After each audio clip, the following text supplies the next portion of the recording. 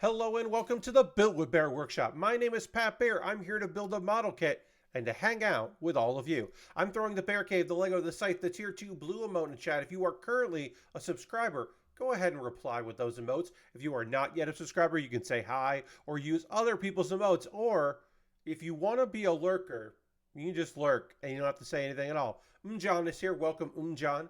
It is a Monday evening. It's not Manga Monday because I have 3 anime to talk about. So no manga tonight, but there will be Manga Mondays and Mawa Mondays in the future, I'm sure. I'm trying to settle in, figure out what shows I'm going to be watching weekly and talking about it on stream, what shows I'm going to be watching on my own and chat about them later, and what shows I'm not going to watch at all. And that'll change as I give a couple episodes for a show. Maybe I'll drop it and pick up another one. That kind of stuff happens. Where Sasaki and Pete or Peachan. I liked the first episode, like most of the first episode, and in the end, I was like, "That's weird. What's happening right now is weird."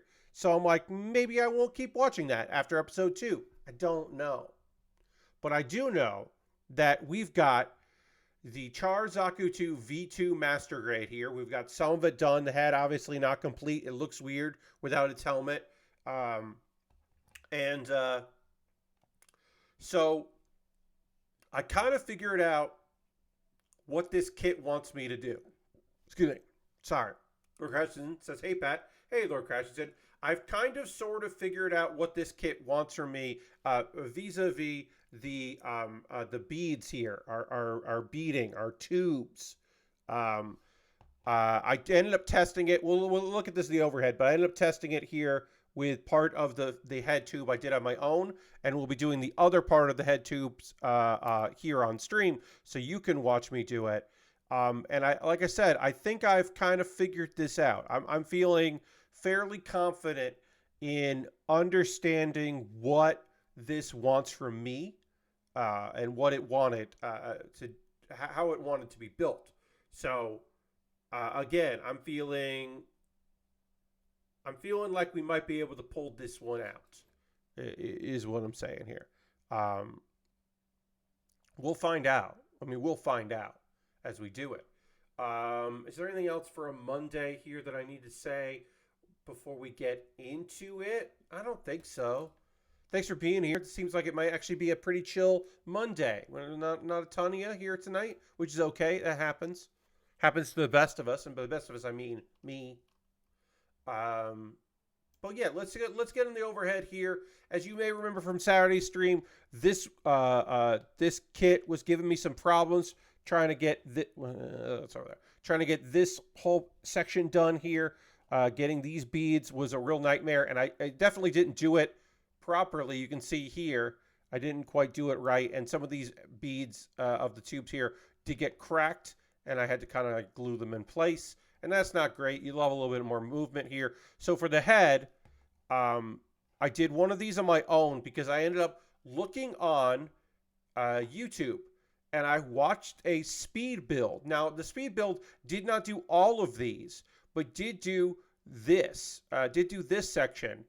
And I was like, oh, that's what you're supposed to do. So when I did the chest pieces here, I removed the segments and then kind of had to break up the holder to get it onto this piece. I wasn't supposed to do that. I'm supposed to not break this apart until it's assembled. I am supposed to remove it, along here. So we'll do that. Remove all of this. Get all these snipped, and then we can go in and kind of judge it later. Take that all off, because we don't need this piece anymore. And then I can break it off here. And I got to do that there. So I remove this like this. And now, what I'm supposed to do is, and I can go make sure this all looks good. Yeah, it's good. What I'm supposed to do now is, one by one, twist and slide these off of and onto here. And then when I'm done, snip this apart, and then it will be able to go on the head. So that's what I have to do now is, I don't have to, I can't, originally I thought you break that and then just get them off, but they didn't want to slide off. But now that it's set like this, they come off pretty easily. And then you just want to make sure you're not going to accidentally separate it. But Of course, I say, oh, it comes pretty easily. Yeah, yeah. It ends up being like, obviously you have to twist and move them, and it's not a perfect system. What I'm assuming is that maybe when I removed it from the sprue, yeah, there's a little bit of gunk here. I didn't make a clean cut on the sprue, so off the sprue. So just do that. Shave it a little bit here. That's fine. That'll be fine. Yeah, and then it just slides right over, and it goes on there. And then when we're done, we'll remove it. And obviously, it might tell me that. There are instructions here that I can't read because it's a kit from 2007. So, I probably should have gotten out my phone on Saturday when I started having trouble with the chess pieces. Should have gotten my phone out and just taken a photo of that. That would have made life a lot easier. Now I just have to use what's left of my nail here to kind of just pry them off and then slide them over. And it makes sense. I don't love this this whole thing. I think just having it be one piece or a bunch of these little ones on a sprue that you had to slide, clip off like any other piece, I think would probably be better than this. I think this is trying to find an elegant solution to a problem that doesn't exist. That's just my opinion. It's a master grade, so they want to do something a little different, and I respect that. We are going to be using some liquid cement in the applying of this head here because all of these things are a nightmare and they're not going to want to set in the right place. So I am going to cheat by using liquid cement. Oh, get it, sign it there. Which you should not have to use, but I have been told, again, by looking up some videos of some people that reviewed it, that sometimes these don't work out particularly great. So I am going to, I wouldn't call it cheating, but I am going to supplement the build that way. And I think that's fine. Hopefully it'll work out just fine. All right, so let's get here. Oops. Slide this over there. And okay, we're good there. Whoop. There we go. Slide that over. And then only one more needs to get on there. And then we can worry about assembly. Lashbrook is here. Hello, Lashbrook. So again, for Lashbrook, for anybody else that is joining us since I described it, whereas originally I thought you would have to separate the two pieces and then have to try to get these off, what you're supposed to do is leave them connected until you slide all of the pieces from one onto the actual part of the piping, the tubing, or whatever you want to call it. And then you get that over, and now we will separate it here. And then I've had the head assembled here. This is on this side, this is on this side. So what it should eventually look like is these pieces will be connected here. And then you're supposed to do these first. I'm going to do the back plate first because I'm probably going to use liquid cement to get together. Lord Crashing wants me the dance button, which is, I mean, thank you for using your channel points. But yeah, I mean, I will. Great. I'm going to do that. I'm not going to. All right, I'll hit the dance button. Weird timing, Lord Crashington, but thank you. Yes, they do have an intestines vibe to them. You're not wrong. So I need to figure out how this connects before I do the head part here. Okay.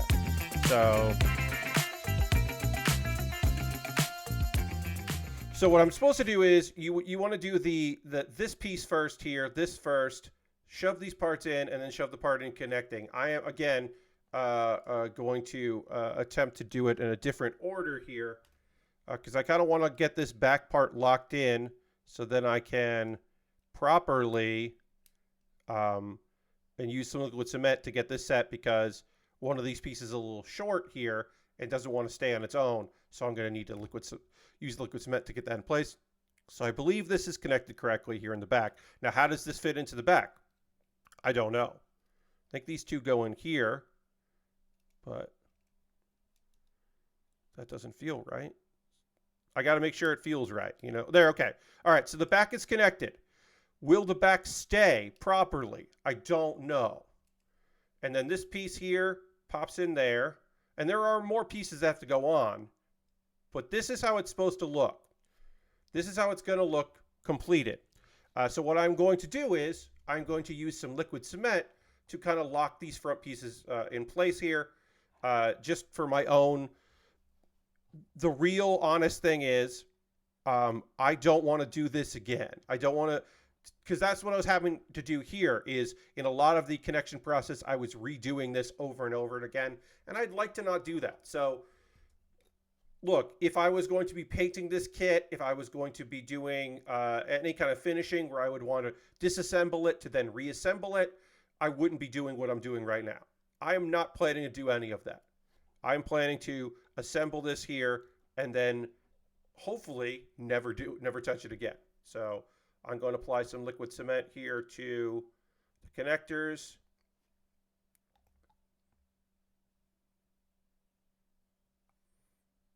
And then I'm going to connect this piece there, and then connect this piece here.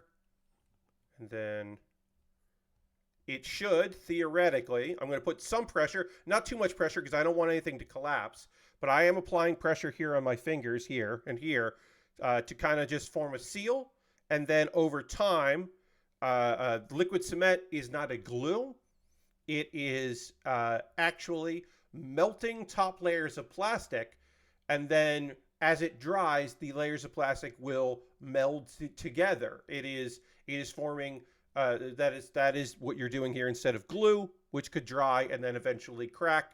This, you can break the seal of a connection. You can break them apart. It is not the strongest thing in the world, but it does adhere, some layers of plastic together.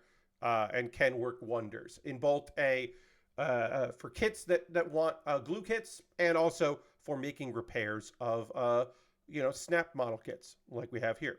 I shouldn't have to do the back of the head here. I'm not going to right now because it would maybe crack what I've done. I probably could have used liquid cement.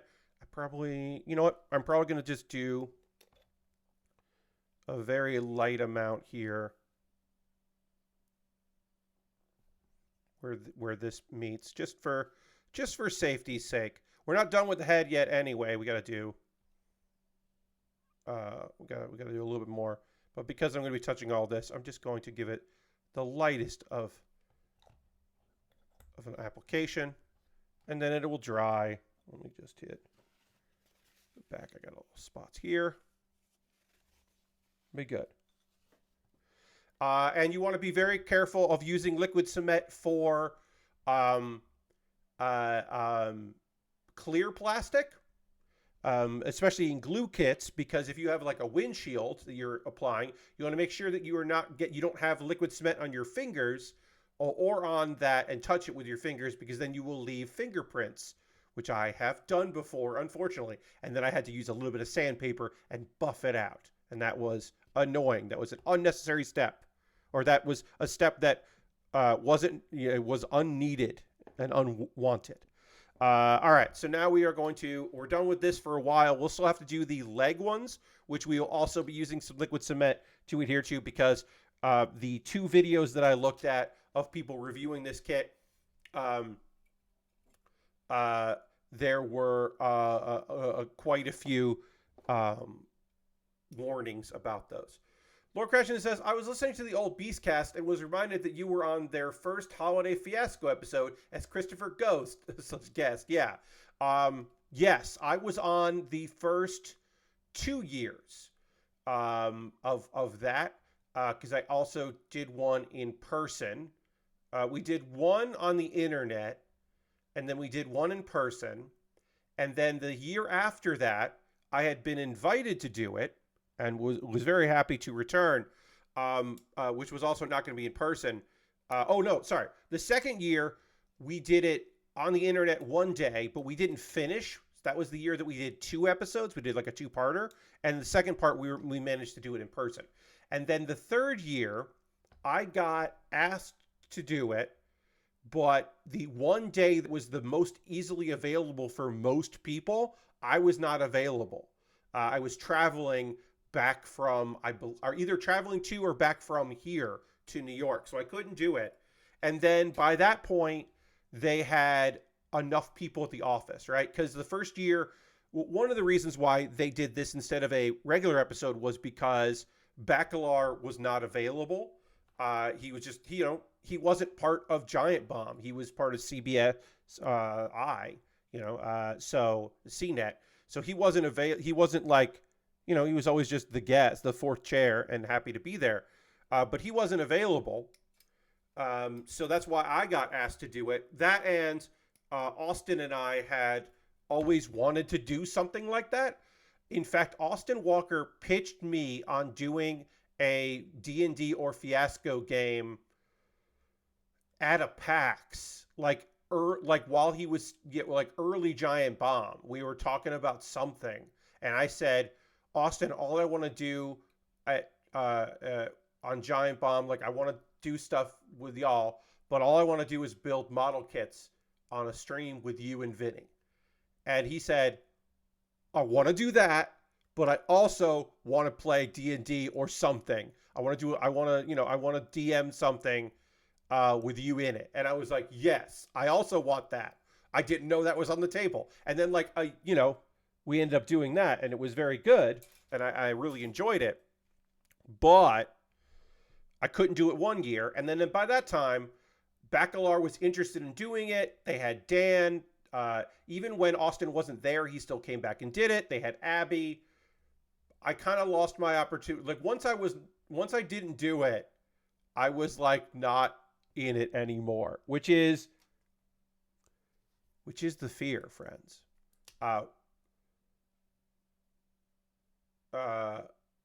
Austin mentioned another episode that building Gunpla for Game of the Year resulted in him getting a lot of messages about it. Yes. Also for me. Yes. When Austin did his bit about doing Gunpla building, well, I've talked about this before. I'll say it right here. One of the reasons why this is the stream I do is because of that video. Because I knew people built model kits on stream, but I didn't really watch it, and I wasn't super aware of the community.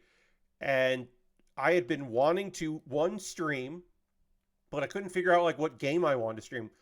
Like the closest I got to was I could probably stream Hearthstone because I like it, and I wouldn't mind doing that a couple times a week. But am I really going to become a Hearthstone streamer? It just didn't seem like a thing that didn't make sense to me. But then I was like, oh yeah, I could build model kits. I could buy 2 webcams. I already had a webcam. I was like, I could buy another webcam and something to hold it. And yeah, I could do that.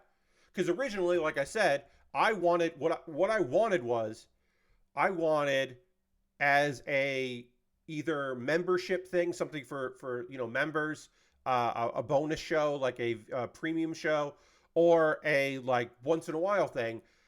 My actual vision of it, my in for Giant Bomb, outside of occasionally a guest when I wanted to promote my PAX appearances at East, was I thought my way in would be, hey, what if I showed up and we did model kit building, and it would be an excuse for Austin to build. And it would be a way to have Vinny be the pitch that I gave Vinny was the pitch I gave Austin. I said, I just want to build model kits with you and Vinny Caravel because I think that would be really fun. The pitch I gave Vinny was, it's crafting corner. Anybody could work on any project. Alex wants to reskin some drums, crafting corner. Vinny you want to string a guitar, you want to bring in some woodworking, you want to show videos of some stuff you've been working on, crafting corner. Austin wants to work on some models, wants to paint some miniatures, crafting corner. And you can bring me in to hang out, and I know I kind of gave the pitch of, if you wanted me to be a guest, if you wanted me the person that organizes it, if you wanted me the person that hosts it. I was interested in doing that because I wanted to have more of a presence on the internet than I already had, as opposed to just like, oh, I do some videos, but like I wasn't trying to transition out of live performance, but all I did was live performance. And I wanted to have something else going on. And also I always wanted to work with Giant Bomb because they're full of fantastic people that care and good folks. I've talked about this before. I applied for Jan's job. I certainly wouldn't have done as well as Jan did.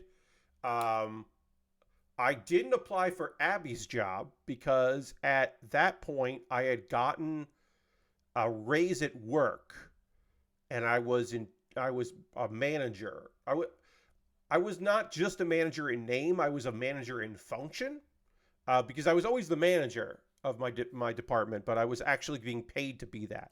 So I never applied. I didn't apply for Abby's job, which probably would have been the better job for me to apply for. I don't think I would have gotten it. Abby certainly had more skill, and was also probably the right age bracket for the amount of money they were offering, where I would have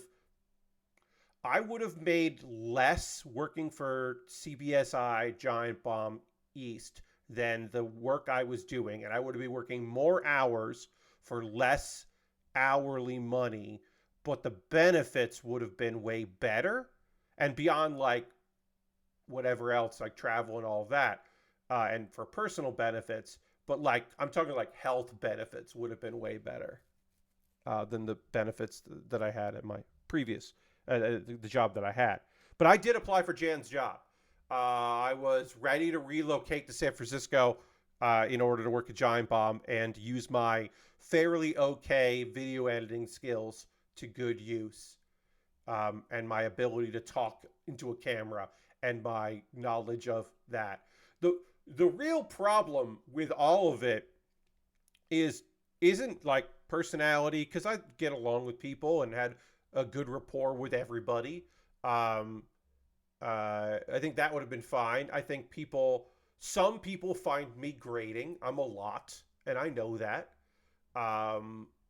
I think that would have been tough, but also that's everybody. One, that's everybody in the world, and two, that's everybody at Giant Bomb. I wouldn't have been like to the level that Ben was, of a new guy, but everybody knows the new guy, because not everybody knows me, but a lot of people did, so knew who I was. So it would have been better than, certainly better than Abby's reception coming in where nobody knew anything about her. Patrick's reception, which was so weird, because he had been in the business and the industry and around. But he's forced to play through all Kingdom Hearts would have been a thing. Yeah. So that's actually what I was about to say. Like, the getting along with people, the getting people used to me being around, all of that would have been fine. Like, people knew of Jason. People certainly knew of Dan. Like, Jan kind of came in on, without people knowing anything about Jan, but like Jan's pedigree of he worked on the Mythbusters makes Jan one of the coolest people to suddenly show up. But for me, your friend Pat, the big problem was, there's two big problems. One, I'm not a great video editor. That's probably the biggest problem. Like, I know how to work gear. I have so much experience working in live tech, like balancing sound and video and lighting and running lights and using all that stuff. Like, all of that I've got down. But like, I'm not a great video editor. Like, I'm not particularly skilled. Like, I can use all of them. I can use all the programs. But a lot of the video that I do in my day-to-day, the videos I do here, I'm recording in OBS because it's easy. I'm editing in, sometimes I edit in Final Cut, but most of the time, most of the videos you see on my YouTube channel are either zero edits, like Pat Bear's Anime Club. I try never to edit. I try to just hit record in OBS, do the thing, and then maybe trim something from the beginning. But I rarely edit those. I try not to. Because I like them being off the cuff, and also it's faster to just film it and then upload it. But most of okay, so when I do the new series that I'm doing, Kuma Bear, your weekly anime recommendation, second episode coming out on Wednesday. First episode's still up if you want to check that out. I'm using Clipchamp. Clipchamp is a very lightweight, easy to use, free Microsoft video. It's Microsoft Video Editor, but they gave it a name. Clipchamp is not good, but it does work very well. It does have an easy way to add captions, and you can work on 6x9 videos or whatever you can figure out it's very easy to use, and it's very easy to format. It's easy enough to edit. But before that, I used to use Windows Movie Maker. I used Windows Movie Maker for a very long time because it was so easy to use, and add in MP3s and and mute the regular audio. And if I want to do voiceover stuff like that, I got very good with doing that because it's very fast and lightweight. And that to me is the most important thing. So I would have gotten good at enough at video editing. I would have been always the worst video editor at Giant Bomb. There's just no way I wouldn't have been. But I would have done very well there in the other aspects, I think. The other thing to remember is I'm not particularly great at video games. I am not of the opinion that you have to be excellent at video games to be to work at a video game website, but there are so many people that do think that do honestly and earnestly believe that, and I think that would have been a bit of a weird fit. I don't think I ever made sense at Giant Bomb. I think if Tested had survived, I would have, if Tested had ever started opening up to more people in the whiskey media, that is where I probably could have ended up. Or the pitch that I'm Windows Movie Maker, indeed. The only times I edit video is just to remove a small clip because some issue. That's it. Yeah. Okay. I did a very loose after hours PAX hangout pitch to a couple people, one of whom was a money person at Whiskey Media. I pitched giving me a budget to make Anime Vice a thing. Again, an actual, make a go of Anime Vice. Which in the selling of didn't go to CBSI. This was pre-CBSI. I didn't have a good pitch for it. It makes sense that no one took me particularly seriously with that pitch. But I did say, hey, there is money to be made in anime. There is money on the table for Anime Vice. Obviously, right now, at the time they were only paying people really to, they're paying other Brad to clean up the wiki.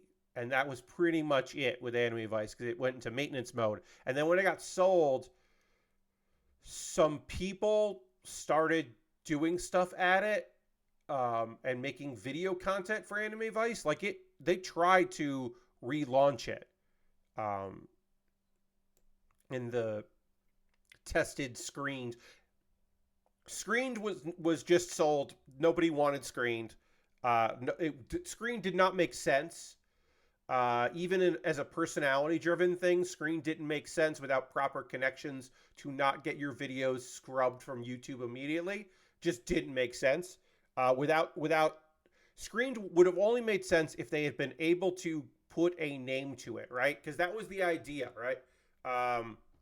you do your video editing in Sony Vegas Pro or literally with FFmpeg commands. Yeah, there you go. I mean, that works. Like Tested became Adam and Jamie's Tested.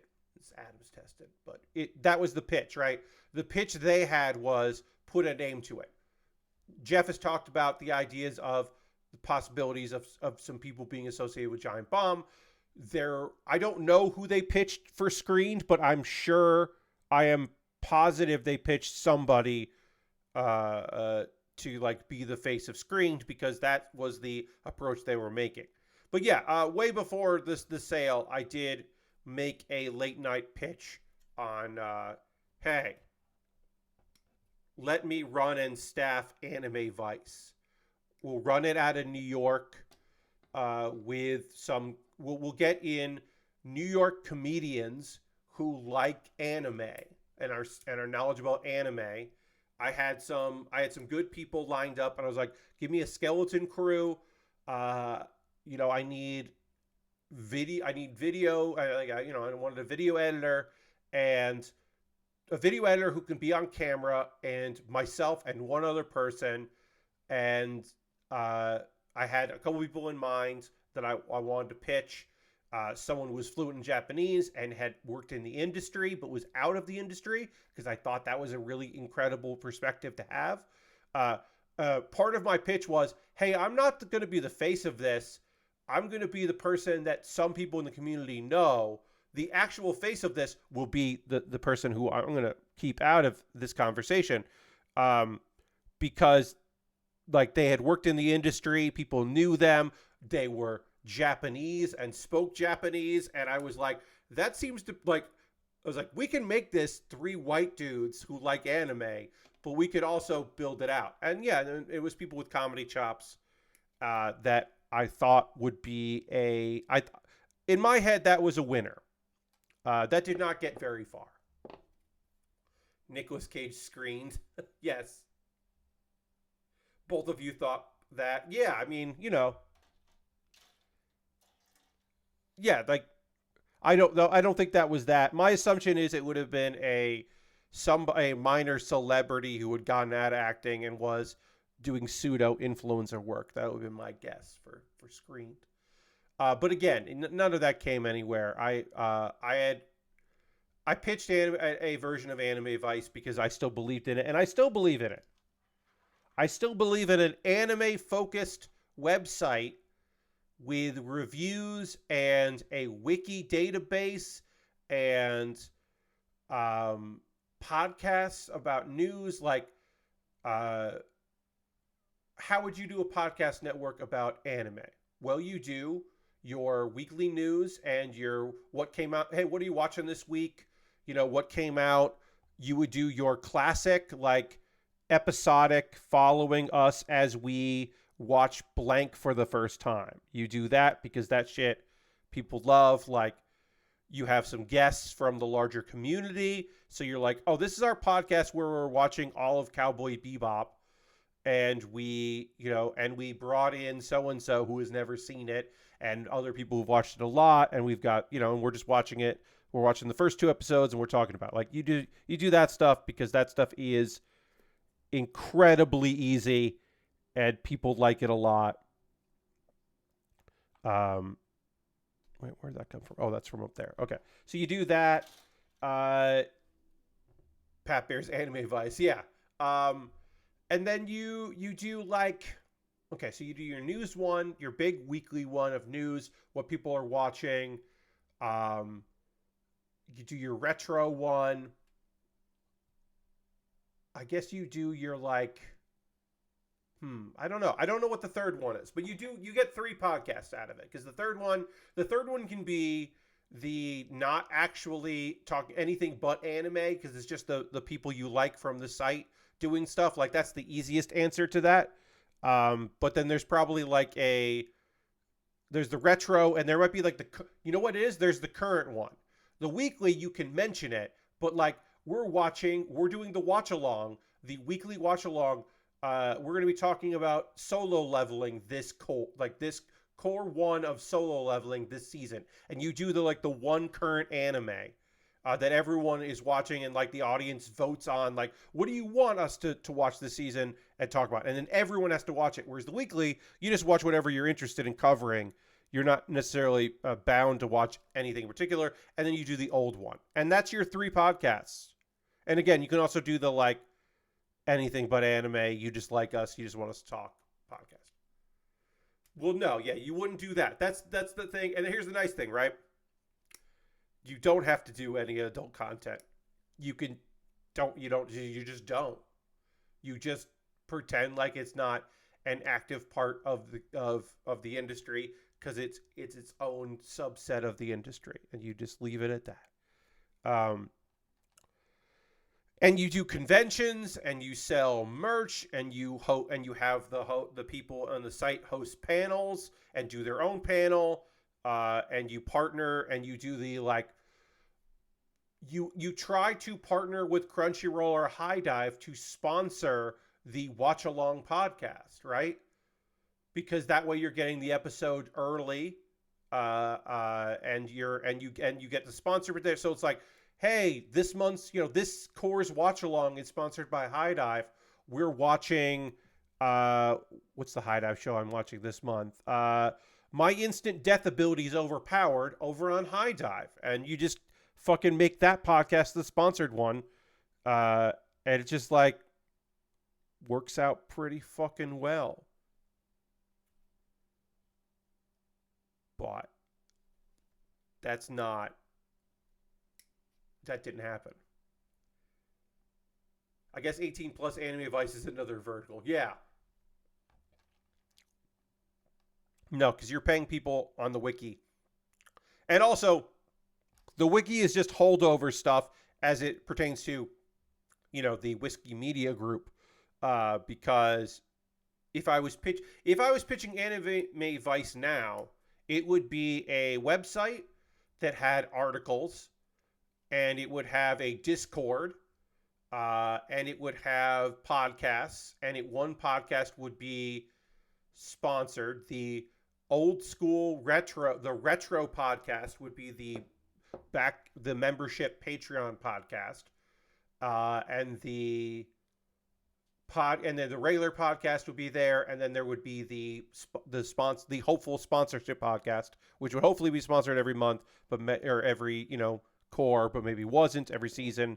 And then you live stream and video stuff is hanging out and watching stuff. You do Pat Bear's Anime Club, but it's romance month. And so we're doing a bunch of videos on our favorite romance shows, and we're doing a bunch of content there. It's interviews that you do at conventions and then put up a lot. It's the look at the previous season. It's a look at the head. It's that, it's the Pat Bear's Anime Club Live, the stream version of that. But again, I'm having some real bad bit rate tonight. The bit rate has dropped consistently here. That's a real shame. I'm gonna have to upload the local copy instead of using the Twitch VOD, because sometimes it's been really dropping tonight. I'll refresh everything before tomorrow's stream. By the way, PC Simulator 2 is the stream tomorrow night, 9 p.m. Eastern. Come check out PC Simulator 2. My first time playing it. We're going to build some PCs. It should be, pretty fun. I'm pretty psyched about it. That was a game that I got on deep discount with a gift card, or not gift card, with a coupon at over on Epic Game Store. Got a real good discount on that game. I picked that up over the holiday season. But yeah, I've never streamed that game, so that'll be there. I got Horizon Chase 2, since that's an Epic published game. Nice. I think I got the first PC Simulator for free on an Epic giveaway. Oh, nice. Yeah. Yeah, I just never played it. I've watched streams of it. I'm aware of it. And then 2 came out, and that had been on my wish list for a while. And I was like, oh, you know what? I was looking for something to pick up because I was getting that discount coupon, and I wanted to have something. And I figured that would be fun. We're working on the arms now, so this is less, Okay.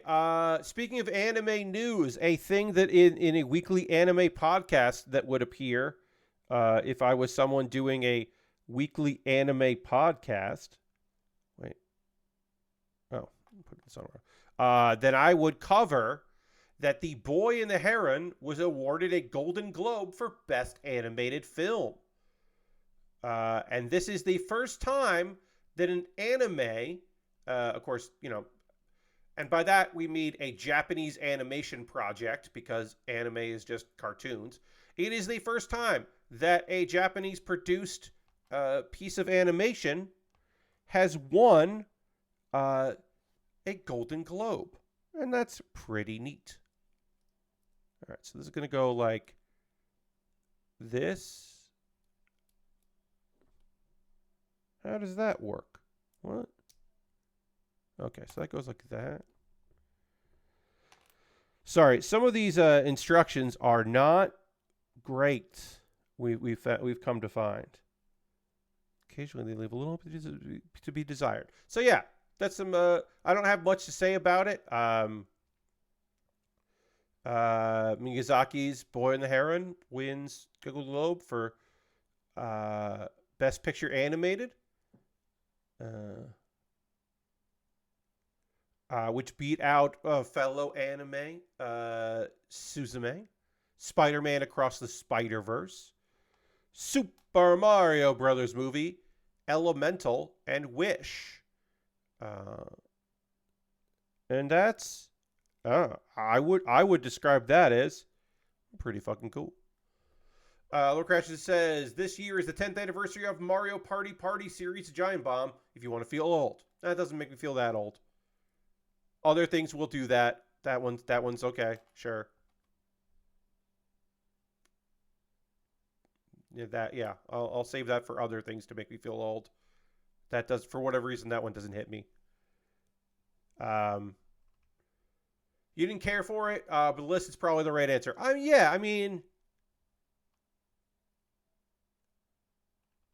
From an American perspective, the dub, makes sense. I haven't seen it yet. I will. I will see it. I just haven't. I do plan on watching it. But I just thought that was cool.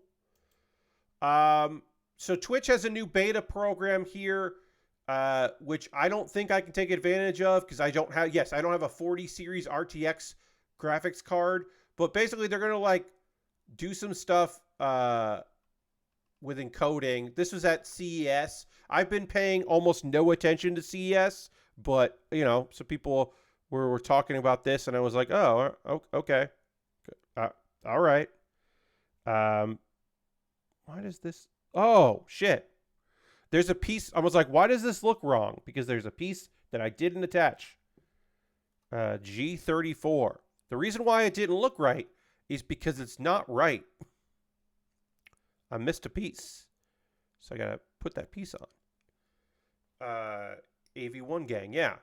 But yeah, so I don't have those cards, so it's that's going to work great for me.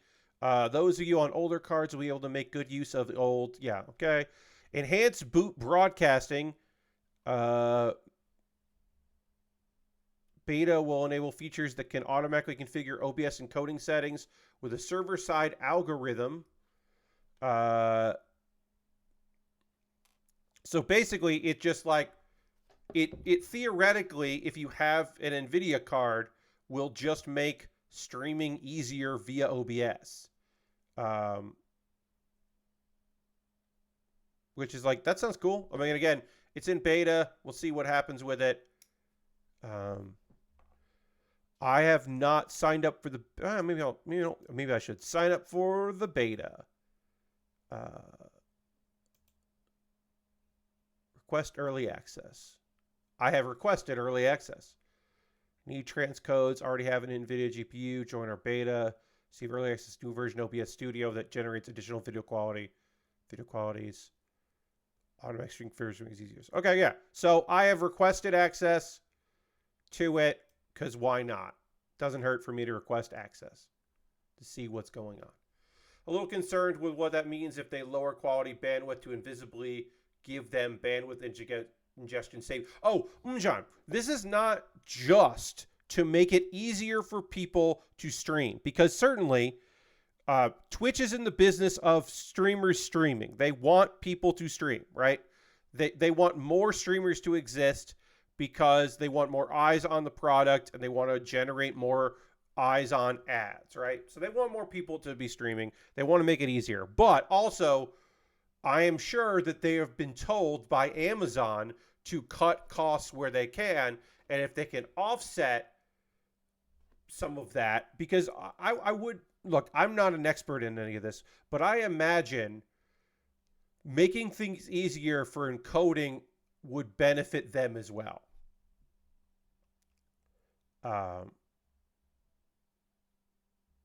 So we'll see. This is not just like, oh, we're trying to do this to be cool. Like, they will most likely, and then partners still get their options. Starters, bug fixes, system requirements. I do have to have, I might, excuse me, I still haven't upgraded to Windows 11. So they're saying NVIDIA GPU, which I have, Windows 11 recommended, OBS Studio, which I have the most recent,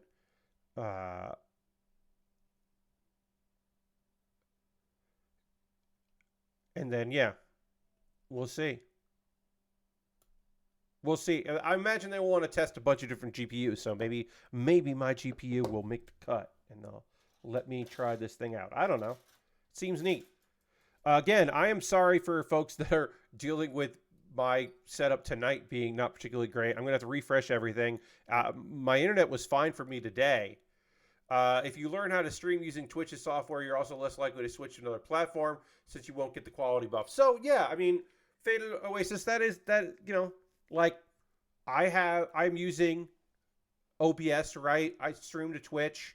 I've been using Twitch alerts now because they work very well. If I was on YouTube, I would need another set of alert notifications, and I'd have to get that together. But yeah, I mean, like, it certainly does. I can see a world where they think this would be a way to keep people within the ecosystem. Yeah, for sure. I mean, my current internet is not good enough for me to. I don't do I'm not multi-streaming right now. Also to YouTube. At some point, I have not streamed to YouTube in a very long time, and I don't even keep those records. I would like to do that on a stream and just, like, not do both, but I would like to just do a YouTube stream just to, like, feel it out. Do that once. I don't know. I got to do that. I probably got to do that at some point. I'm going to get on the old YouTube. Just check that out. See how that works. I don't know. We'll see. But yeah, makes us try to keep people hanging out and around. These are all the parts we need here. Great. So we get some armor on. This arm is coming together. We're getting it done. We're making it happen. Punch that through there. And we'll panel line all this once it comes together here. Then we got to do...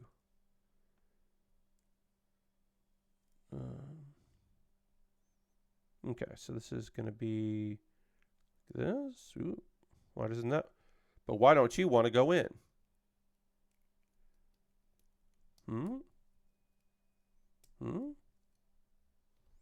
This is always fun when you're like, hey, why don't you work?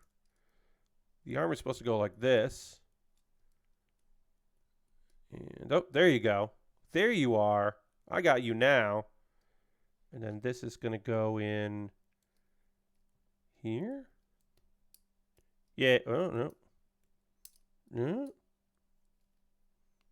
Where do you go?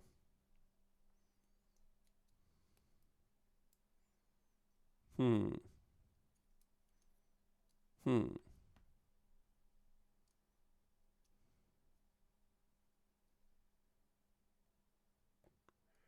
Where do you fit? Do you fit like that? Sorry, I'm getting real quiet here. This just doesn't make... It just doesn't look... Yeah, all right. So that goes up. This arm doesn't look like that at all, though. What the hell? I'm going to backtrack here a little bit to see if I have done something wrong or weird. But I don't know quite where this piece is supposed... I can see where it's supposed to go. But it doesn't seem to fit right there. We'll take a pause for the calls in a bit here. Let me just see if there's anything else we can chat about here. Hey, I know none of you are doing this to Stephanie Tyler Jones, but fucking quit it. I'll say in general.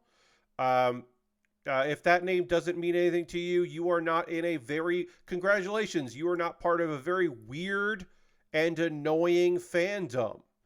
Because you don't know the name of the model and actress, the retired model and actress who lent her image to Mary Jane in the Spider-Man video games. Unchal just said, yeah. Yes, so we will hit the yeah button. Thank you for using so many channel points. Yeah. Yeah, for not being in that weird fandom. Yeah, because So yeah, Stephanie Tyler Jones sold her likeness to Insomniac to be the face of Mary Jane Watson. She's not the voice, of course. That is Laura Bailey. But for whatever, so here's the thing, right? So she did that. She was doing it for a while. She was living that life, and then she wanted to stop doing that. And apparently, I can't understand it, but I think that's what it is. I think the fact that she is retired from the business is what set off. So there we go. Which set off some weirdos, because she's got a Instagram, but it's about her new profession. She works in the skincare industry. She has a day job in the skincare industry, and she has people who somehow track down her work number, calling her at work and leaving voicemails. Which is, of course, stalking. Because she's a private person living her life. What the fuck are you doing? Weirdos. Yeah, it's just some weird ass behavior where you're like, hey, what the fuck?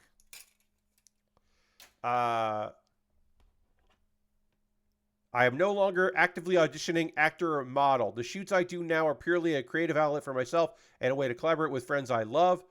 Over the weekend, some followers crossed boundaries. One even went to the extent of calling my workplace and leaving multiple voicemails wanting to speak with me and requesting I call back, which is unacceptable and considered stalking. Yeah, that's just straight up stalker behavior. Like, what the fuck? So yeah. Also, her skincare, Instagram is just inundated with people talking about shit that has nothing to do with it. I will block you if you make me feel uncomfortable, and you can unfollow me if this disappoints you. Just trying to be magnanimous, but what?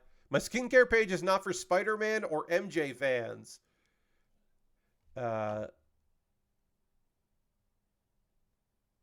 She says, bottom line is that I came into work this morning and immediately felt unsafe and uncomfortable hearing those voicemails. Yeah, so just what the fuck are we doing here?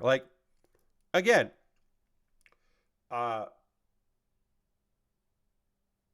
Lashbrook, I don't know what they want. I think they want her to be, they want to interact with her. Because she looks like the girl in the video game. Because the girl in the video game is based on her. They want to interact with Mary Jane Watson. And they have the girl that looks like Mary Jane Watson. So they want to interact with her.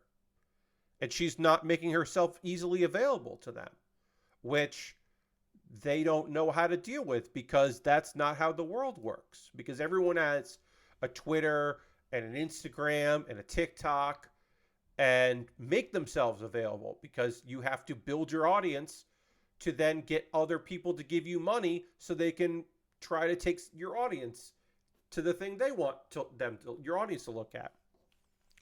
So it doesn't, I guess it just doesn't register in some people's heads that that's not what's happening here. That's like not what they're doing.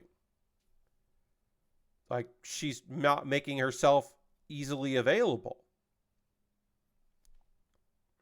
I had this conversation with someone who said that they were converting their Facebook. This is years ago. This is pre-Musk Facebook. That a friend of mine that had an online presence was like, I am giving up my Twitter account over to my assistant, and we're going to make it news. And I'm not going to look at it anymore. Because if I use it for anything, people want to talk to me. And that's awesome. He was very happy that people wanted to talk to him and do all that. But he's like, if I retweet something, if I like share fan art or talk about how like, hey, thanks so much, or interact with anyone, there are people that see that as a slight on them. Like Gail Simone. Gail Simone has been known to chat with people, joke with people, retweet for GoFundMes, retweet news about like a health thing for somebody. And I think the perception that some people have is, oh, she interacts with all her fans. And the reality is that she interacts with a very small fraction of her fans. So if she's not interacting with you, but you see her interacting with other people, you, a person that has some issues, will see that as a personal attack. Like, why aren't you seeing me? You talk to all these other people. Why aren't you talking to me? And it's like, oh, no, you have to understand there are a lot of people that she's not talking to, that my friend wasn't communicating with. There's a ton of people. It's most of them.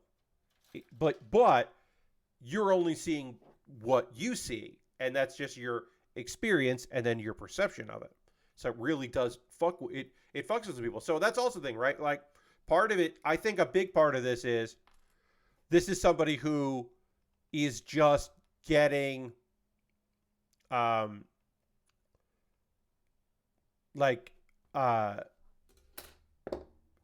quote unquote, this is someone getting backlash for not making themselves readily available for whatever. That's what it feels like to me. It feels like people who are just like, well, if you don't respond to my messages on your Instagram, I'll have to figure out where you work and call you, because that's important. And me not understanding boundaries is not the problem. The problem is that you're not responding, and I have to go to these lengths to get you to respond, which is, of course, stalker behavior, because it's putting yourself in a position of being this, your wants and needs are way more important than the safety, security, and peace of the other person. And in fact, it would not even occur to you that would be happening, because yada, yada, yada. That behavior of like, oh, well, you don't understand. It's like, no, you don't understand. You'll never quite understand it.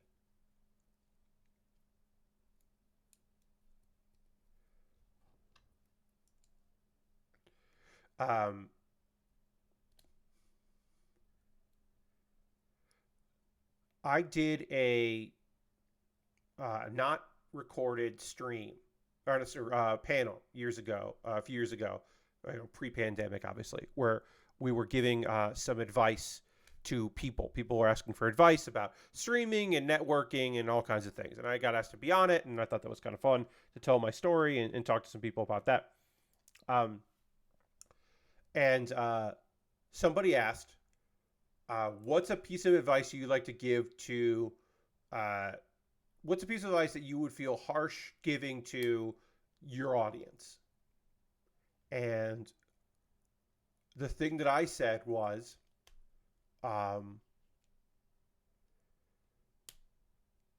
liking a tweet is not because someone has a crush on you.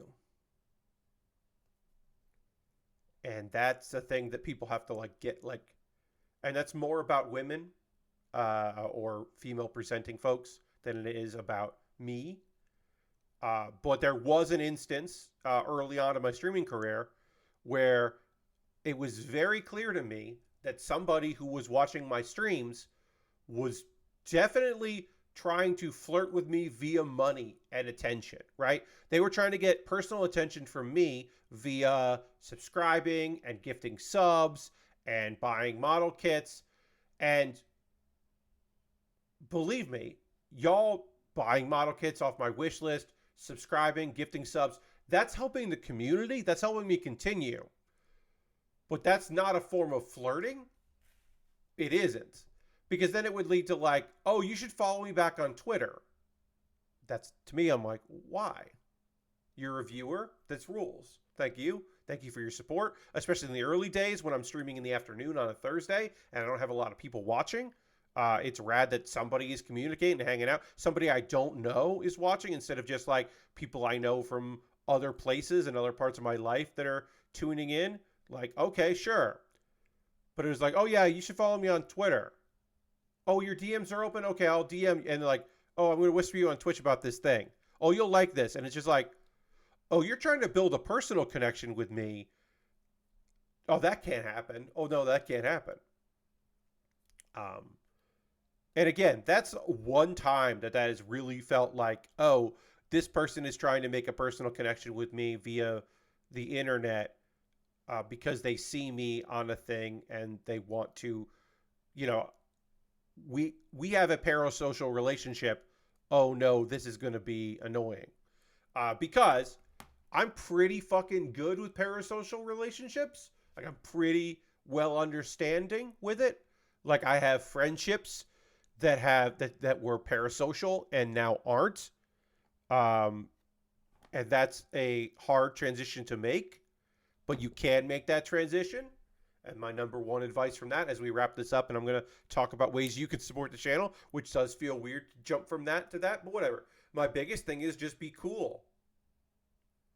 That's the number one suggestion that I give to everyone about everything. Be a cool person. How did I go from somebody that was tweeting at cool people to doing stuff with cool people? I was also cool. That's about it.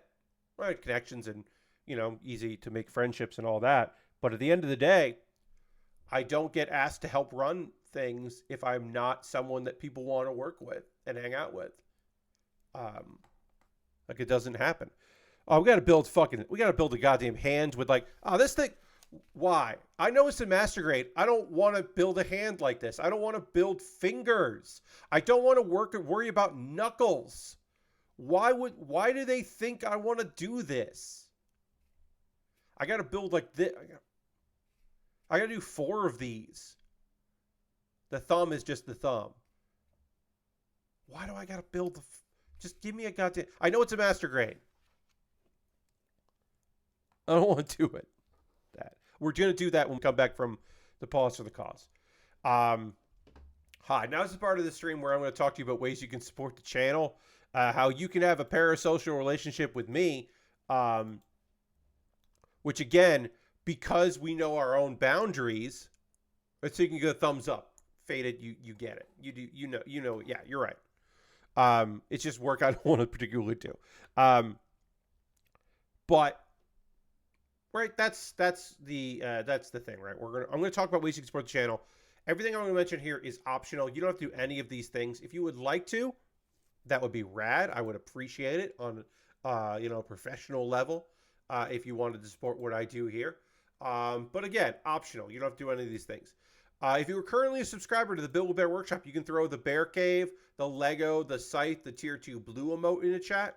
Being a subscriber is the easiest way to support what I do here through Cash Money, through your Prime Gaming token. Which you link your Amazon with your Twitch. You get that token. You can use it for somebody. Why not use it for me, your friend Pat? Because you're right here. Why not? You could gift a sub. We haven't had any gift subs this month. If you want to be on the gift sub leaderboard, you could do that. Also, cheering. If you want to join Harold and cheer a little bit, that would be great. You could do that. Those are all the ways you can support what I do here, right here on Twitch. But if you wanted to support me in a different way, there are other ways to do it. Like my Patreon at patreon.com/PatBear. There's a $1, $3, $5, and $10 tier over on Patreon. There are different rewards for different tiers. Consider jumping in on my Patreon. Might be something you want to do. Also, I have a YouTube channel, youtube.com/PatBear, and subscribing to my YouTube channel is free. But for just $2 a month, you can get my Wednesday videos on Tuesday. So that means tomorrow, you will get the next anime that I'm recommending for Kuma Bear, your weekly anime recommendation. So you can watch that tomorrow before other people get to see it on Wednesday. There's also one time, if you just want to help me out on occasion, to my PayPal or my coffee, you can just do that. And everything I make through direct donations like that, through YouTube, which includes AdSense, so watching my videos does help me out. Through Patreon and through Twitch, all goes into a fund, and I take money out of that fund every month, and I buy model kits. I've got a backlog of great kits. This kit was bought. I bought with your past generosity, so present me can build this kit into the future. The next kit that I'll be building, the wonderful amplified Blue Eyes White Dragon, was a vote that I bought with gift cards. That didn't necessarily come from you, but you and various other people voted on what you wanted me to build, and that's what won, which is rad. So those are the next two things. I'm going to finish this kit. I'm going to build that. Even if something comes in from my wish list, I want to build the amplified because I spent in gift cards $75 and then $3 of my own money to get that. So that's going to be the next build. And then after that, if you want me to not go to my backlog, but instead build something you want me to build, well, you can check out my Amazon wish list. I've got inexpensive kits. I've got expensive kits. There's a Robo Dog in there that's like $14. I'll build a robot dog, no problem. The dog mech, a 30-minute mission dog mech. I'll build that. That seems fun. Inexpensive kits, expensive kits. Kits from Gundam and otherwise Lego and all kinds of things. Kits that I would love to build. Expensive kits at the bottom of the list. And then some gear. If you're just like, I don't know, Pat, I don't know what to buy you. Here's a backup snipper clip. It's like $16. I'll get you that. I'll buy that for you, Pat, so you can build those. Yeah, sure, you can do that. So I have a backup, or whatever. You know, if you want to pick something up from that wish list. The power strips that I'm currently using were bought off my Amazon wish list, which is very kind, because it was long overdue for me to have new power strips. My alternative to that, also I'll make a dedicated video. If you buy a model kit or anything, I'll make a dedicated video about the thing you bought, and then it jumps the queue and becomes the next thing that I build eventually. My alternative to Amazon is Throne. I have a Throne wish list. Check that out. I like Throne. No one's ever bought anything from that wish list, but it is nice to have an alternative to Amazon. And then, of course, the most convoluted way to support me, if you ever wanted to, which obviously is optional, you have to do any of these things. You go to USA Gundam Store, you buy a gift card, they send you a code in your email, you then send me a whisper on Twitch or a DM on Twitter with that gift card code, and I will use that to buy something at USA Gundam Store. And you can also make a suggestion for, like, the Epion that I have back here. Was like, hey, here's the money to get that from USA Gundam Store. And I was like, great, I will do that. I have a Discord. That is a way to support me for free. Just hang out in my Discord if you're so inclined to do that. It's full of great people, and you're welcome to hang out there. Pat Bear's Anime Club. I'll have a new video up next week, but currently, the episode of Pat Bear's Anime Club that is up is my fall wrap-up / winter preview. The winter season has begun here for anime. We're in it. Not every show has debuted, but a lot of them have. We're getting episode 2 of a few shows. And, of course, the fall season still had a lot of fucking bangers in it.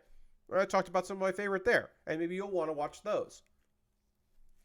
And then Kuma Bear is a show that I mentioned here, your weekly anime recommendation. That's right. Every Wednesday, I'll have a new video up on my TikTok and my Instagram and YouTube in shorts form of a recommendation of an anime. And I'm going to have loose themes for every month. January's theme is my favorites of 2023. So each week, I'm going to be talking about a show that I really liked and giving you just like a quick recommendation of it. I started with Witch from Mercury, which is what the included link there is for that. And I'll have a new one up on Wednesday or early if you're on my YouTube membership. Well, a fun thing is I realized because I want these to be on Instagram and YouTube and TikTok, I can't recommend Undead Murder Farce because the title says undead, and almost any good animated GIF would involve a woman who is just a head in a birdcage. So I can't recommend one of my favorite anime of 2023 in this format. So if you haven't seen Undead Murder Farce, it's on Crunchyroll and it's fucking rad. Check it out. But I can't recommend it. I was looking for animated GIFs to like put in the video, and I was like, I can't. And then I was like, oh, if I do undead, I'm going to have to make the caption say unalive. Because that seems to get by their censors, but dead doesn't. Wait, I'm not going to do this. I also murder. Can I say that? Like, I was just like, I don't want this video to get like fucking deleted off Instagram. Unalive. Yeah, I don't know. But it wasn't worth me trying, so I'm not going to do that. So Undead Girl Murder Farce gets my like, would have been included, but isn't going to get the inclusion. We are going to get back to model kit building. I'm going to work on this hand here. And while I do that, I am going to dramatically transition to the overhead and have a little bit of water right now.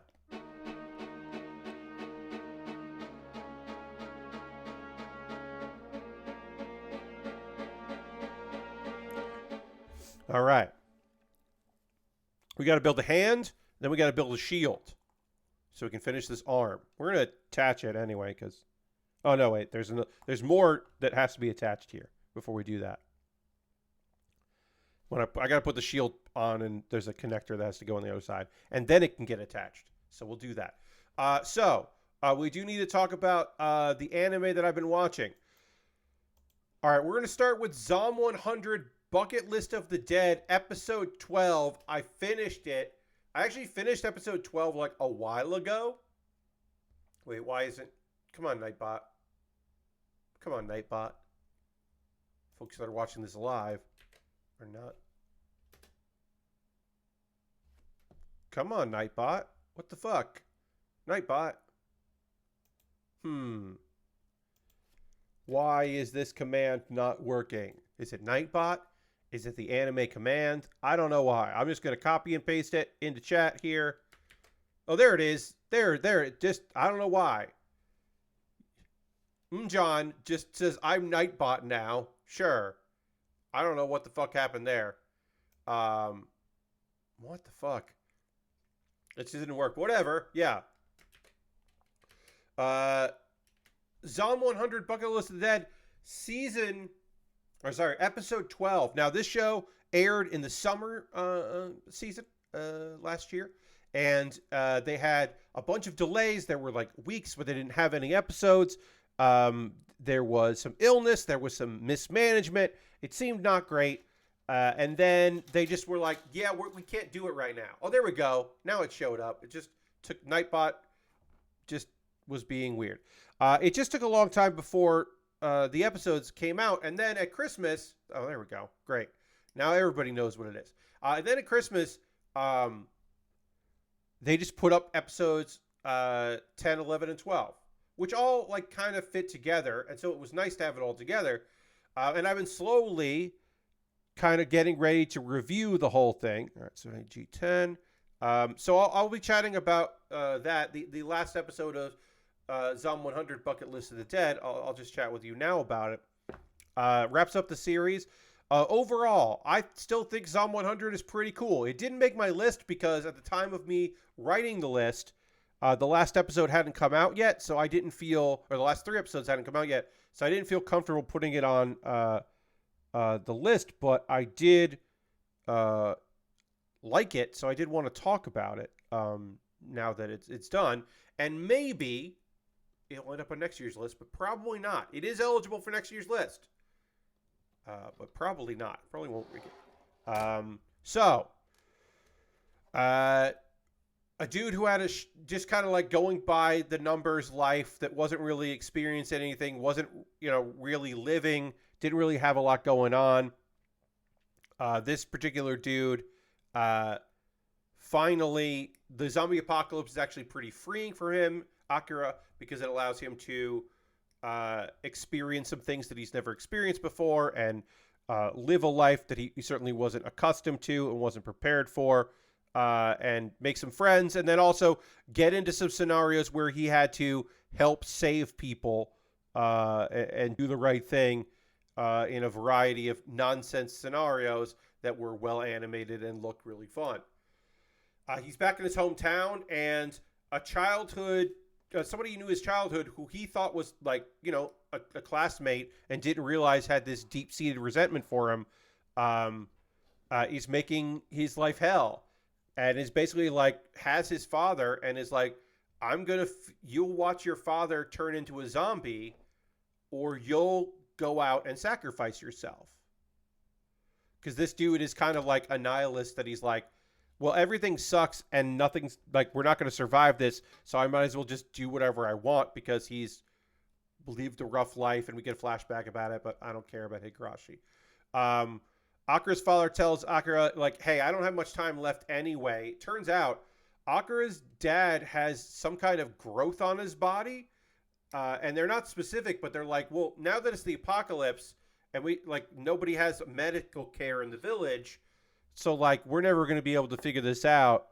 Like, don't worry about your dad. Like, it's like, oh, he's going to pass away, but you'll survive. You'll figure it out. Like, don't worry about it, which is a rough thing, but okay. Akira opens the door, letting some zombies in, and then he screams, and he comes out, and oh god, he's a zombie. And Higurashi is laughing because he won, but then Akira, grabs Higurashi and slams him to the ground. He's not a fucking zombie. Remember from the past 2 episodes, one of the girls that we were introduced is a girl that does monster movie makeup that worked on a zombie film at the time of the apocalypse, and she put monster makeup on Akira, the zombie makeup, and then when the zombies came in, they beat them up with weapons, which is a nonsense plan that should not have worked. And then a zombie that we didn't see before bites Higurashi on the leg. And he's going to fucking become a zombie. So fuck off, dude.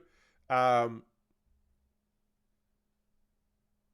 he's like, hey, because Higurashi had a bucket list of doing evil, mean stuff. And he's like, do you want a real bucket list? And Higurashi does not, pushes them aside and runs off and jumps in a river. Assumedly to turn into a zombie, but we don't see him ever again, so I don't know.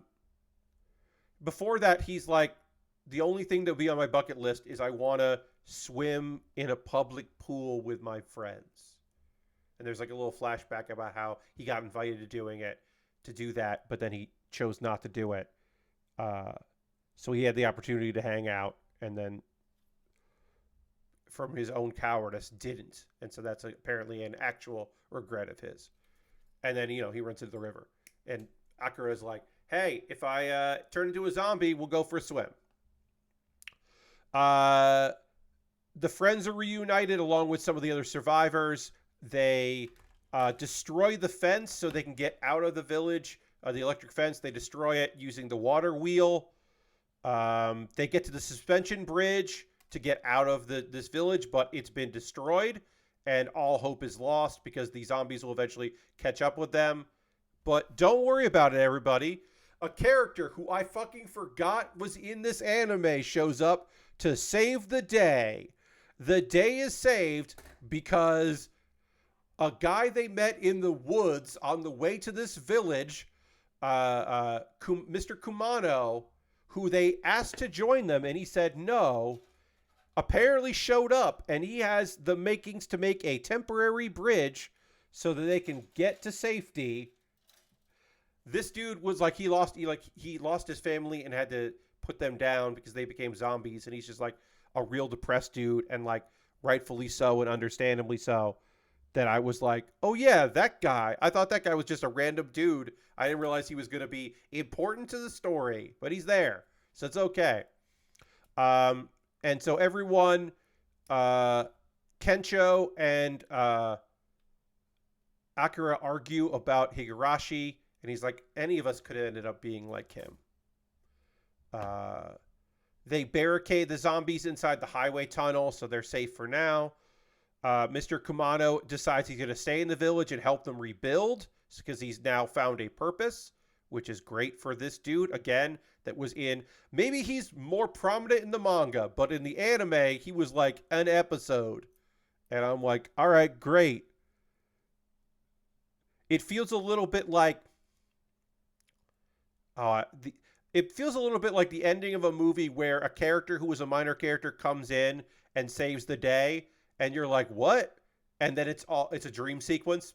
There's a particular movie where that is the case, and I don't want to say which movie because it's the fucking end of that movie. But this felt like that, where I'm like, I'm waiting for this to be a dream sequence. But it wasn't. Anju, the girl with the dog, is like, hey, Kencho, your comedic energy really helped me focus. I think you're very funny. So Kencho has, even though he's not really a stand-up, that was his dream, he crosses it off the bucket list because there's one person that thinks he's funny. Akira crosses off a bunch of stuff off his list, and then in what is, I think, the funniest moment in the show, a show that has plenty of very funny moments in it. Akira is with his dad. His dad is in bed. We know that he has some kind of growth, and he's sick, and we don't know what it's going to be.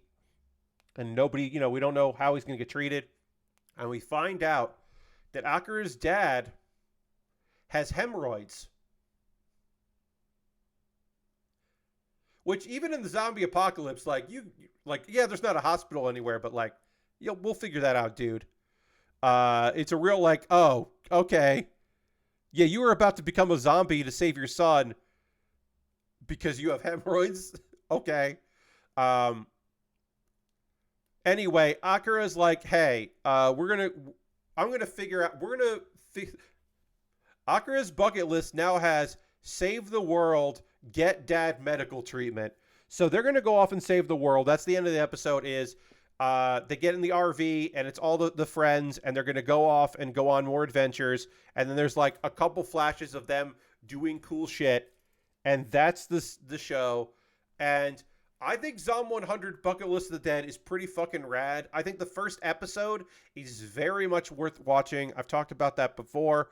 How the episode goes from the bleakness of day-to-day life for this guy to the bright and colorful world of responsibility ending because it's the end of society as we know it, and how that's very interesting, and how it's kind of goofy and silly. And the last three, I'll give it them. I'll give this to them. The last three episodes are animated very well. The fight scenes are great. The zombies haven't really looked better than they do in that. It's pretty good. I don't know if it was worth the wait, but it's still a pretty good episode. So that's episode 12 of Zom 100 Bucket List of the Dead. And I don't think there's going to be a season 2, so I think that's it. I don't necessarily think it ended particularly great, but Higurashi got more time to kind of figure him out than some other characters, and I'm not opposed to that. So I didn't hate that he got a little bit of time to kind of figure him out. We're working on a shield right now. Then we'll panel line that shield, and we'll put everything together.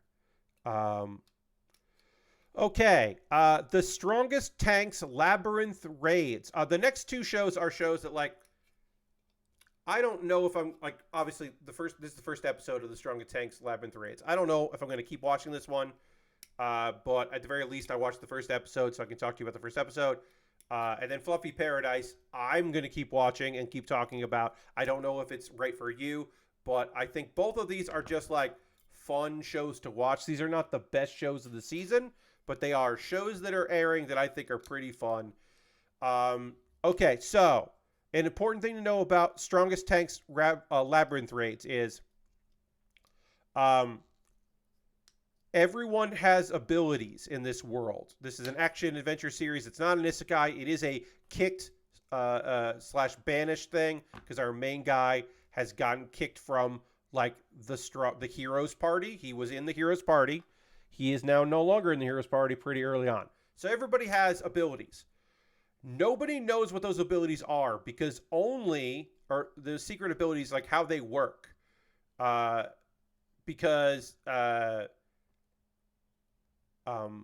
even though it's very common in a lot of series like this, appraisal is not a thing. Appraisal is a thing that, like, some items do, but it's very rare to run into an appraiser. So you kind of just have to judge what your abilities are through trial and error and figure it out.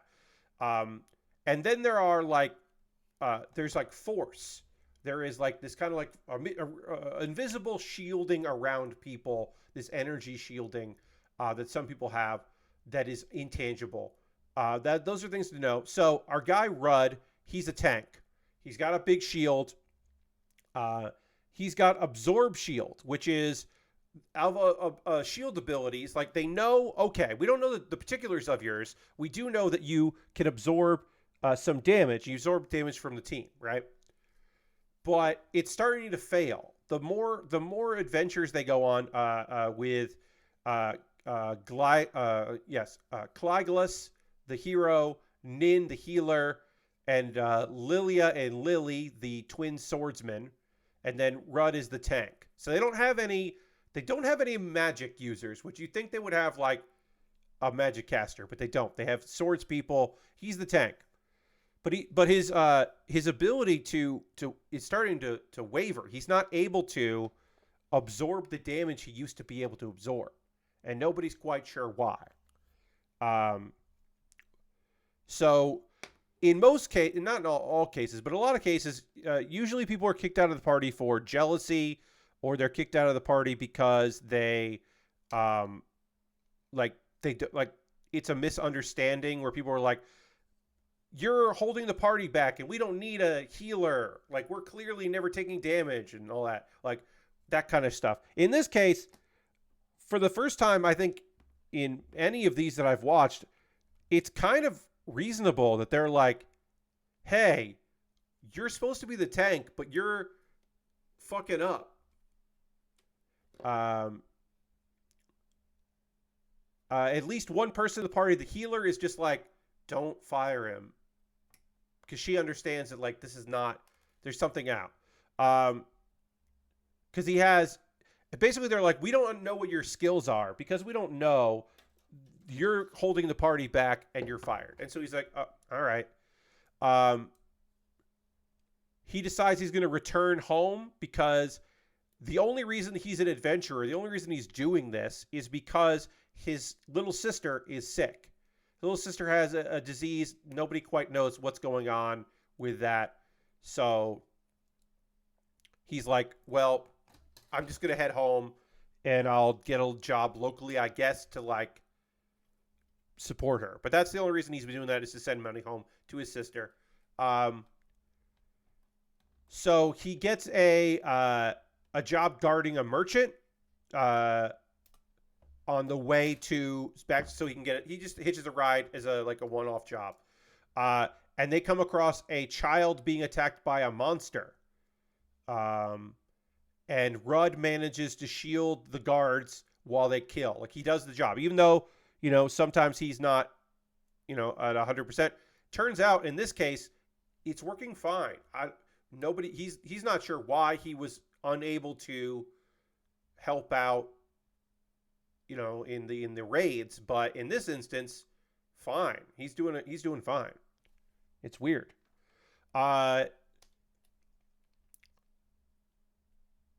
Apparently the girl is a homunculus. So this world, they make homunculuses instead of like having other people as slave labor. They create homunculus to be slaves. She's not currently a slave. She doesn't have an owner.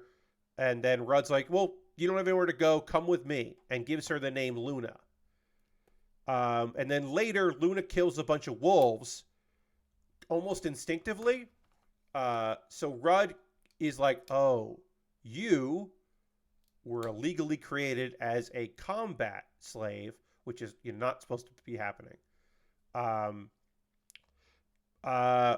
Luna has an extremely rare skill, and it's thought of that maybe in part of her creation was to get people to give this skill, like they're trying to artificially create people with that skill. It's a appraisal. Our girl has appraisal, which again, incredibly rare. Nobody has this. So finally, Rudd knows what his unknown skills are. He has life conversion, which converts damage into strength. So if he takes damage, he can manifest that damage, or the damage that would be happening to his weapon or his shield, he can then send back at his opponent, which is why sometimes he's pretty fucking strong, and he never quite understood why. All right, actually, let's just see if there's anything special about connecting this. There isn't. I'm going to try to connect the arm here so that we have something that we can say, we did this today. We did an arm. We got the head done and a whole arm done. And we'll get some of the other arm done. Master grades. They sometimes take a while. So he has life conversion. And then he has the explanation. We finally know what's going on here, friends. Sacrifice shield, which absorbs damage dealt to teammates. So the reason why his shield was failing and his abilities were failing is because he was taking the damage for 4 other people, plus his own damage at once at the same time. So the damage of the hero, the damage of the healer, and the swords people, they were fine. And the healer, Nin, she understood this because she didn't have to heal people a lot. So she was aware, or at least subconsciously aware, I guess, that like, oh yeah, there's something special about him. So he's taking damage 5 people at once, and he realizes, okay, well, now that I know that, if used right, especially the first skill, I could become a really great tank, because now if my opponent, my teammates know to mitigate the damage they're taking, then this will all work out. But he'd rather go hang out with his sister and at the very least see her and see what she has to say. So we're leaving it at that from there. Luna's coming with him because where else is she going to go? He's going to keep her being a homunculus a secret for as long as they can, and they're going to figure it out. Am I going to watch the second episode of this show? Yes. I have read the manga. I enjoy the manga. It goes places. It has some fun ideas to it. Forewarned, the sister is a brocon.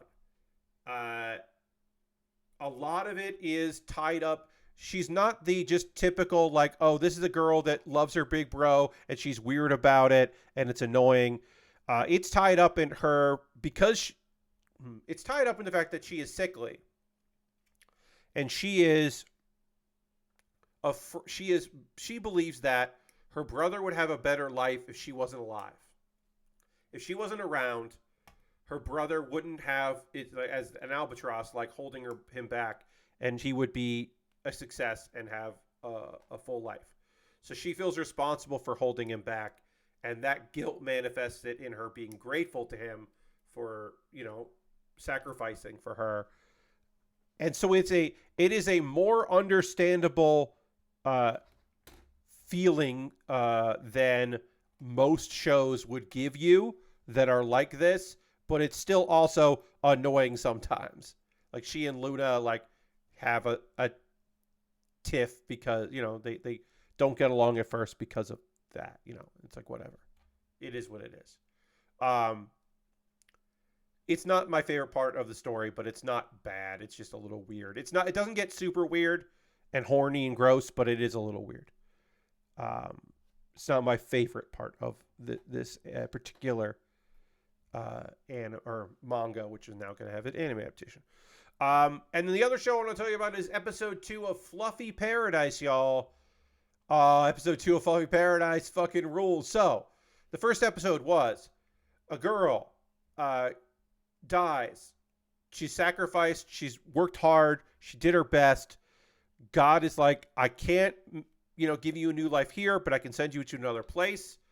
Let me know what you would like, and hey, while you're there, I'm thinking about killing all the humans. I'm thinking about getting rid of humans. So while you're there, you can help me decide if that's going to happen or not based on your actions and things. She's like, what the fuck? Okay, well, he's like, I'll give you some powers. I'll give you some abilities. And she's like, Fluffy, the only thing I want is to pet fluffy things. Because that was my only solace in my real life, and I didn't have time to have a pet. I just want to be able to meet cute animals and talk to them. He's like, sure. Any creature that is not a human will instantly love and appreciate you. I'll give you that power. And she's like, what? Okay, sure. So even though she really doesn't fully agree to, helping him judge humanity, she still gets sent to this new world. She's in the body of a young girl. She gets to hang out with fluffy animals. There are such thing as holy beasts. She meets a holy beast that is named Lars. That is a sky tiger. That fucking Lars rules. And most holy beasts don't like humans. And the ones that do like humans usually like a human. They usually they make a contract with one human. So it's very rare for a beast to just like other people other than that one human they've come to appreciate. So it's very strange when, due to some sort of accident or maybe divine intervention, the king of the dragons shows up. Like a fire dragon named Soul shows up, and there's going to be a battle. A bunch of people could die. Nima, who is our main girl, is just like, that's her nickname. It's just like, hey, dragon, look, even if you're really strong, fighting still hurts, and your scales could get messed up, and I don't want that. They look smooth. I want to pet your scales. And he's like, what? Like, yeah, I want to pet you. So through the power of head pats and her own latent divine powers, this king of the dragons is like, okay, well, you're too young for us to form a contract, but we are going to form a contract someday. So I'll go. I won't cause any trouble. And here's an orb. That's right. This anime has a fucking orb. He's like, here's an orb. It contains some of my powers. You'll be able to use some of my abilities. And we can communicate telepathically. And someday, if you need me, I'll be there. And then we can, eventually, we'll form a contract. So then Soul leaves.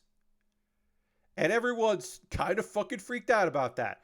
There's a big talk with the royal family where they're like, okay, well, no one's mad at her. She hangs out with Lars, and that way a lot of people in the court can witness that, like, oh, this girl is hanging out with the prince's sacred beast. Like, there's something very unique and different about this girl. The church wants to take possession of the girl to like turn her into a maiden, a holy maiden, which like people are like, no, we're not going to let you do that. That's no thanks. You're not taking her daughter and a bunch of stuff. But basically, they're like, a lot of people are like, well, if she can summon magic beasts, that's just going to help the kingdom. Like, she's just going to be like, this is probably really good for us that like she's here. So it's a benefit. Everyone's pretty psyched about it. But people want her in their faction and all that stuff. The next day, Nima meets Gwyn Field, who is a captain of the Royal Guard, and he is a Bishonen. He is a very handsome man, strikingly handsome man. And he's like, we're going to go. He gets tasked with taking her to the stables, the dragon stables, so that she can meet some dragons. And people were like, what? What are we doing? Why are we doing that? Why are we going to have her hang out with dragons? What? And we meet another character who is Gwen's childhood rival, who is named Dan Yates. He's the captain of the Royal Dragon Knights. So he's basically like the guy in charge of the dragons that people have formed a partnership with. There are young sky dragons. No one is as big as our guy was, but we got young sky dragons. We've got there are two types of dragons. They're earth dragons that like run around and whatever. They don't have wings. And Nema wants to pet some of these dragons. She's not allowed to, and she subconsciously uses her ability, her power through Saul, and all of the dragons are like, wait, what? We know this ability. What the fuck? What's happening over here? What's going on? And so then the leader of the of all of the dragons, Giselle, is like, hey, let's talk. Let's hang out. And apparently this dragon has never had a contract, doesn't want to talk to anybody, is here basically to keep the other dragons in line.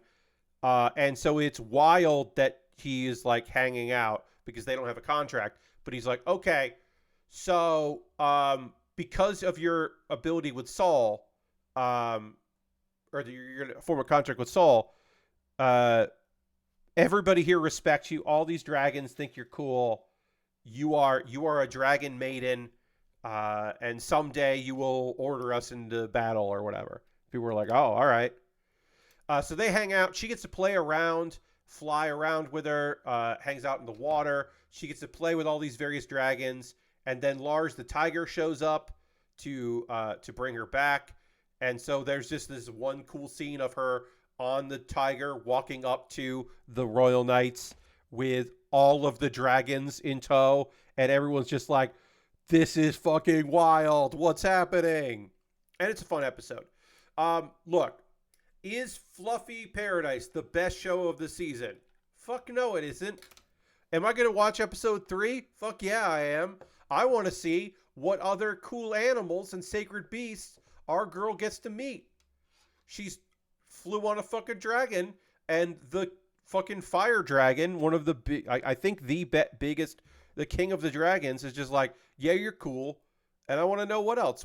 I do believe that there is in the opening, there is a young beast man in an episode, and so I imagine that we will meet the young beast man at some point, who I am sure will think that she's neat.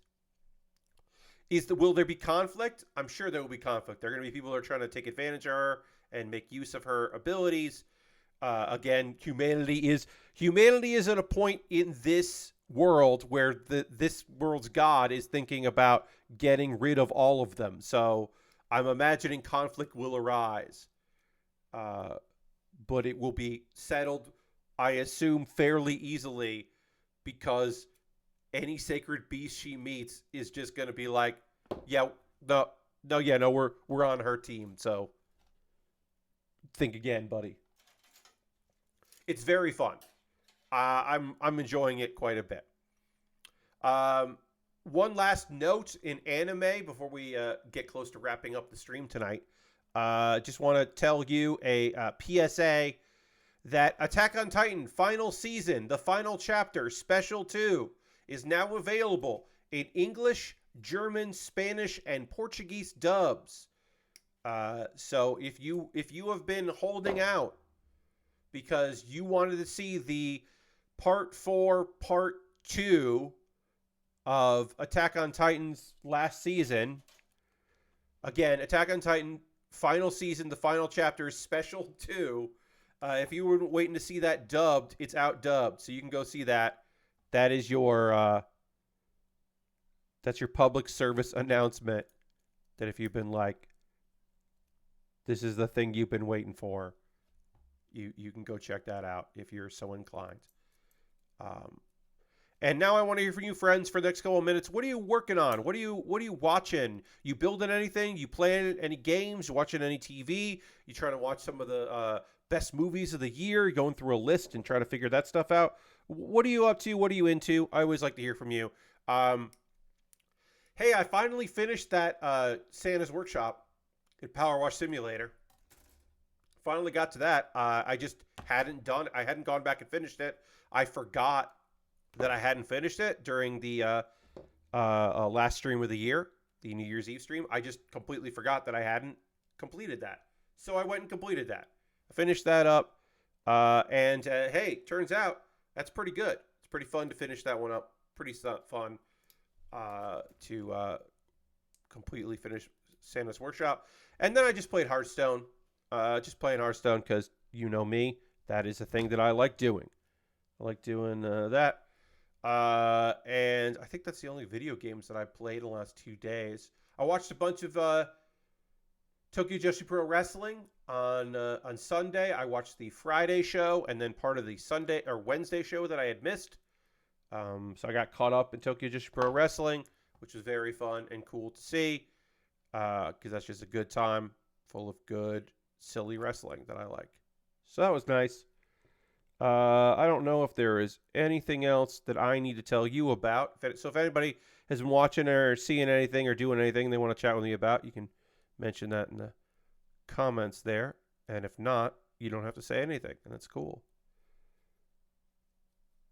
I don't know why this is not connecting right, but this is not connecting right.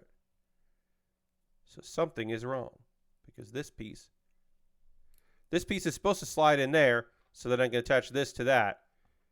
But it's not. This piece is not sliding in there. I'm going to make sure this is polycap number 6. I'm looking for polycap number 6. This is the wrong piece. The reason why this isn't working is because this is the wrong one. Hey, sometimes the answer is you just screwed up, Pat. This is the bigger polycap that I will use for something else. Maybe. But I'm going to put that back over here so I know where it is. The reason why this wasn't fitting properly is because it was the wrong piece. So that makes a lot of fucking sense. God damn it. I'm not going to do the hand here. We'll do that at the start of Thursday's stream. So we'll just panel line this while I read some of your all comments. And John says, wife and I started watching Violet Evergarden. That's the only delta from the norm. Violet Evergarden is pretty fucking rad. That is, at the very least, I don't know if I loved every episode of Violet Evergarden, but I love the concept of it. I love the execution of it, and the animation is goddamn gorgeous. The fact that the backgrounds are made in Blender is just so weird and very cool, but it's got this uniqueness to it, and I think part of that is how they produced the show. But that's a real treat. There's some really fun and some sad and some melancholy, but some lovely moments in that particular show. Yeah, Violet Evergarden's pretty rad. So I'm glad. I did not know that, Ari, the backgrounds. Yeah, they did in fucking Blender. It really does make it stand out. All right. So we did pretty good. I'm going to just kind of I'm not going to attach this arm because I do have to enclose parts on it and do all that, and I don't want to have to rip it off. We finished the head, which is looking pretty good. and seems stable. These tubes have not fallen off, so that's nice. And we built a whole arm, and then we built part of another arm, and we'll give the thumbs up. Thumbs up there. Good work, everybody. So we have done some amount of this kit, and it is looking pretty good. And we'll continue to work on this kit on Thursday. But a reminder, friends, as we go into the wrap-up here, my next stream will be tomorrow at 9 p.m. Eastern, where I'll be checking out PC Simulator 2, a game I have not played, but I now own, and I want to check out. So we're going to check out PC Simulator. So please come and check that out, because I think it will be very fun. Sorry, let me just check this one thing here before we go do that. Okay, yeah, so we're gonna go raid. That is how we end every stream here. I hope you come hang out tomorrow. I hope you come hang out on Thursday, which will be the next build stream. We're going to continue work on this kit. I think we got at least 2 more streams left of this, because we have to do the rest of the arm. We have to do the legs, and the legs are going to take a while. And there's not much we have to do at the... There's like the little like lift, which will be kind of fun to build the weapon. So yeah, I think this is going to at least 2 more streams. But we do need to find somebody cool to go hang out with. Is it Merry Monday? We always end with a raid. As said, it is Merry Monday. Merry Kish. We're going to go raid Mary. Mary has not been streaming on Mondays for a bit through various circumstances that we understand. It is not a problem. But yeah, Mary's streaming, so we're going to go hang out with Mary. I see that Lord Crashington is already there, so we've got to jump in and go raid Mary. So we'll do that. Thanks, everybody, for hanging out. I hope you have a great... Oops. What happened there? What happened there? I hope you have a great rest of your night. We're going to go on this raid. Come along on this raid. Again, tomorrow, 9 p.m. Eastern. Come hang out here on stream. Where I'm going to be checking out a video game that I haven't played before, and that'll be fun. We'll build some PCs. And then I hope to talk to you soon. Hope you have a great rest of your night. I'll see you in the next one. Goodbye, everybody. Goodbye, goodbye, goodbye. Goodbye, goodbye, goodbye. Goodbye.